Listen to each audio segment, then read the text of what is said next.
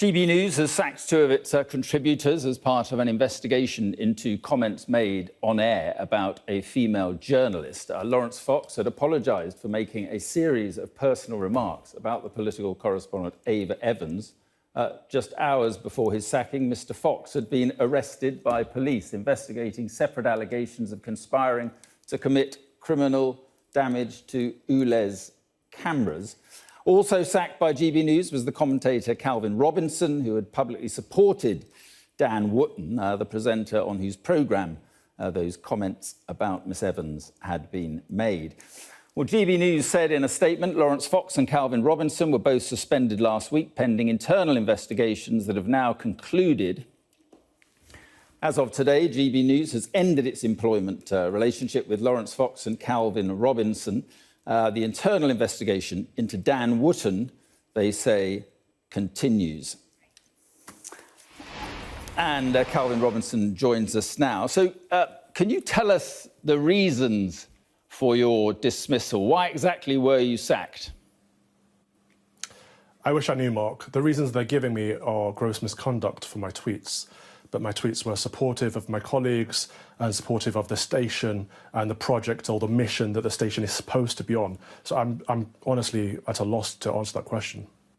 I mean, isn't it, in truth, it's because you broadly supported the presenters who were responsible for that misogynistic diatribe about that female journalist?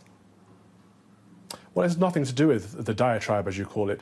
What happened in that conversation was that Laurence Fox was trying to be funny, it was inappropriate for television, and he should have been reprimanded for it, and he apologised for it and recognised that, quite rightly so. However, Dan Wootton was the host of the show, didn't need to be suspended. I suspect he's going to be fired early next week.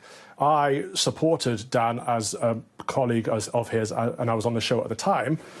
And none of that has anything to do with what Laurence was saying about Ava, despite the fact that the wider conversation here was actually about men's mental health, actually. This is why the topic was on air, because she was attacking men's mental health. And look what's happened. I want to come on to that point in just a second, Calvin, but you say that he was trying to be funny, and you've said GB News should be a chance to have conversations you can't have on other channels. So that includes a conversation about a female journalist that included the sentiment, if not the exact words, who would want to sleep with that, and described her as a little woman.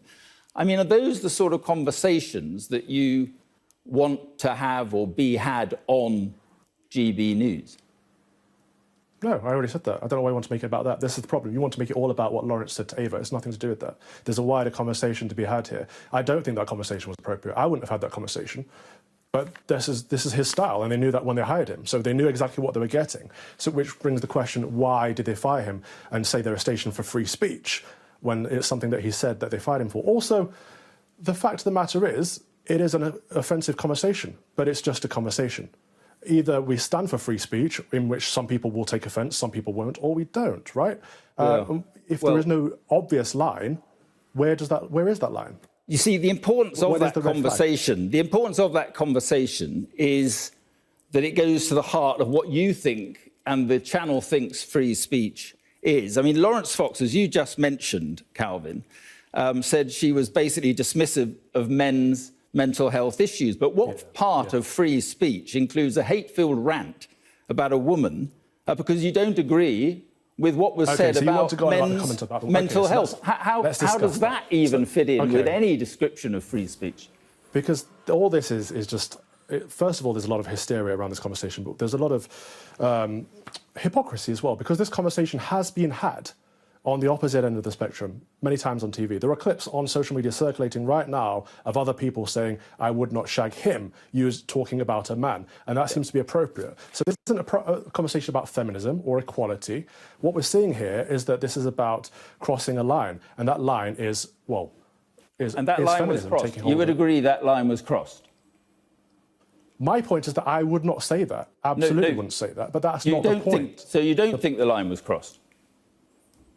You see, I'm trying to get to the heart of what free speech... Does free speech include the right to offend and be misogynistic and be hate-filled in your speech about a specific woman?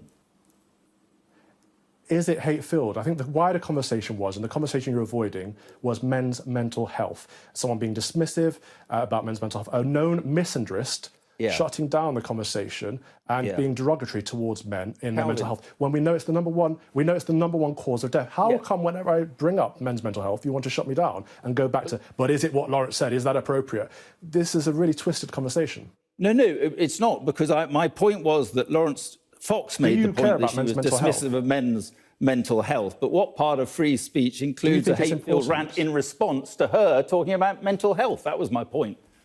But listen, there's one broader point here, Calvin, because we haven't got much time. Isn't the truth that you have conversations, and heavily opinionated conversations on GB News, some unchecked and unbalanced, isn't the point that that's okay if you cease to call it a news channel? I don't think it should be called a news channel, actually, because most of it's commentary. We only had the bulletins installed late on. But the point is, GB News offers a different perspective, and it is balanced. There's always someone from the right and someone from the left, but we have conversations about topics that Sly News would never have, the BBC tries to avoid, and actually there's a silent majority in this company who feel unheard. They feel politically homeless, and now they feel media homeless, and that's not good. It's not good for the people. That's what GB News was supposed to be there for, the people, that you people like you disregard and look down your noses at. The metropolitan liberal elite, the Westminster bubble of Sly News and BBC. Well, with the greatest respect, Calvin, we've invited you on. So I don't think we actually turn our noses up at anything. But I should just make the point before I go. Laurence Fox's comments. You haven't asked me about my firing. You haven't asked me about any of that. I should just make the point that it's not Sly News, it's Sky News. And thank you very much for coming on. Thank you.